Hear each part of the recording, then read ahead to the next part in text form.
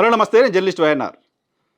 Himabindu ACB court న్యాయమూర్తి, ఆమె పైన 3 నెలల క్రితం Telugu Desam party social media, Telugu Desam party అనుకూల పత్రికలు చాలా పెద్ద ఎత్తున దుష్ప్రచారం చేశాయి.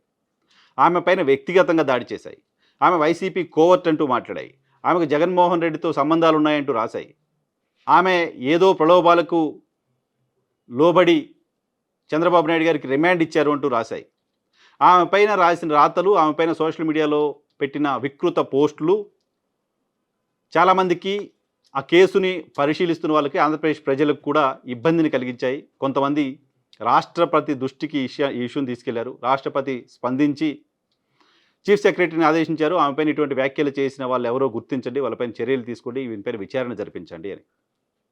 అంటే రాష్ట్రపతి దృష్టికి ఈ ఇష్యూ వెళ్ళే స్థాయిలో ఏసీబీ కోర్టు న్యాయమూర్తి హిమబిందు పైన చంద్రబాబు నాయుడు గారికి సంబంధించిన ఫాలోవర్స్ అనాలో, చంద్రబాబు నాయుడు గారికి సంబంధించిన మీడియా అనాలో దుష్ప్రచారం చేస్తూ వచ్చింది. ఓ న్యాయమూర్తి ఎటువంటి తీర్పు ఇవ్వాలి, ఓ న్యాయమూర్తి ఎలా బిహేవ్ చేయాలి, ఓ న్యాయమూర్తి న్యాయం ఎలా చెప్పాలో కూడా చెప్పే స్థాయికి పత్రికలు వెళ్ళిపోయాయి ఆంధ్రప్రదేశ్లో. దురదృష్టకరం. ఈ నేపథ్యంలో ఆమె తీసుకున్న నిర్ణయం సరైంది కాదు, ఆమె తీసుకున్న నిర్ణయాన్ని హైకోర్టు కొట్టేస్తుంది అంటూ 17A పైన క్వాష్కి వెళ్ళారు. హైకోర్టులో రిలీఫ్ లేదు. హైకోర్టు వీళ్ళు చెప్పిన దాన్ని అంగీకరించలేదు. హైకోర్టులో ఈ విషయాన్ని చెప్పించడం కోసం ఢిల్లీ నుంచి చాలా పెద్ద పెద్ద లాయర్లు తీసుకొచ్చి కోట్ల రూపాయలు ఖర్చు పెట్టించి వాళ్ళతో వాదనలు వినిపించారు. బట్ హైకోర్టులో హిమబిందునే సపోర్ట్ చేసింది హైకోర్టు. ఆ తర్వాత సుప్రీంకోర్టుకి వెళ్ళారు. సుప్రీంకోర్టులో సుదీర్ఘంగా వాదనలు జరిగాయి. గతంలో 17A పైన ఈ స్థాయి వాదనలు ఏ కేసులోనూ జరగలేదు. అటువంటి స్థాయిలో వాదనలు జరిగాయి. చాలా పెద్ద పెద్ద అడ్వకేట్స్, భారతదేశంలోనే ప్రముఖమైన అడ్వకేట్స్గా ఉన్న వాళ్ళంతా ఈ కేసులో చంద్రబాబు నాయుడు గారి తరఫున వాదించారు. టాప్ 10 అడ్వకేట్స్, ఇండియాలో ఉన్న టాప్ 10 అడ్వకేట్స్లో 2-3 చంద్రబాబు నాయుడు గారి తరఫున ఈ కేసులో వాదించారు. వాదనలు వాళ్ళు వినిపించిన తరువాత కూడా నిన్న సుప్రీంకోర్టు ద్విసభ్య బెంచ్ ఇచ్చిన తీర్పు చూసిన తరువాత ఎవరికైనా అనిపిస్తుంది షబాష్ హిమబిందు అని. ఎందుకంటే సుప్రీంకోర్టులో భిన్నాభిప్రాయం వచ్చింది 17A పైన. 17A చంద్రబాబు నాయుడు గారికి వర్తిస్తుందని ఒకరు, 17A చంద్రబాబు నాయుడు గారికి వర్తించదు అని ఒకరు తీర్పు చెప్పారు. కానీ వాళ్ళిద్దరికీ ఏకాభిప్రాయం ఏ అంశంలో ఉంది అంటే ఏసీబీ న్యాయమూర్తి ఇచ్చిన రిమాండ్ రిపోర్టు సరైంది అనంటూ ఇద్దరు చెప్పారు.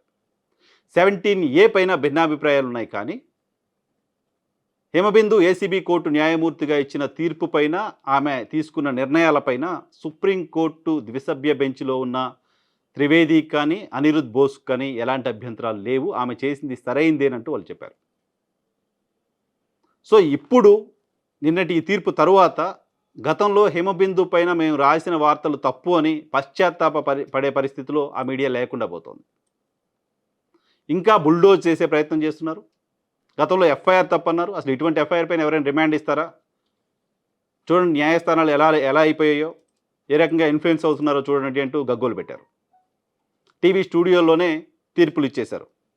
సో ఇప్పుడు నిన్నటి తీర్పు పైన కూడా మళ్ళీ అదే వక్రభాష్యానికి శ్రీకారం చుడుతోంది టీడీపీ మీడియా.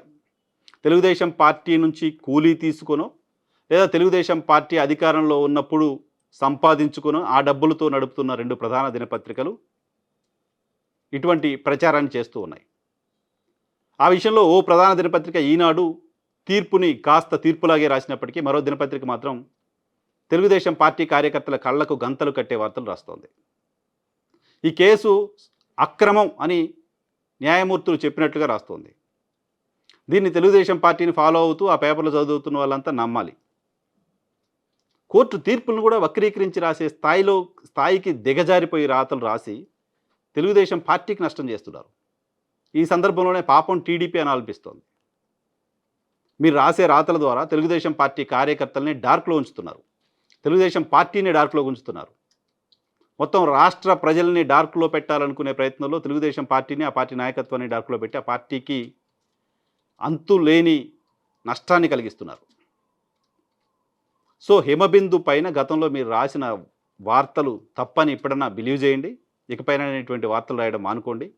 సుప్రీంకోర్టు న్యాయమూర్తుల తీర్పు తర్వాత హిమబిందుకి చాలా పెద్ద ఎత్తున మద్దతు పెరుగుతోంది. ఆమె ఆ సందర్భంలో, ఆ తీర్పు వచ్చే సందర్భంలో మొత్తం దేశవ్యాప్తంగా, రాష్ట్ర వ్యాప్తంగా ఏ స్థాయి ఉత్కంఠ ఉందో చూసాం. ఏ స్థాయి ఒత్తిడి ఆమె పైన ఉంటుందో కూడా అర్థం చేసుకోవచ్చు.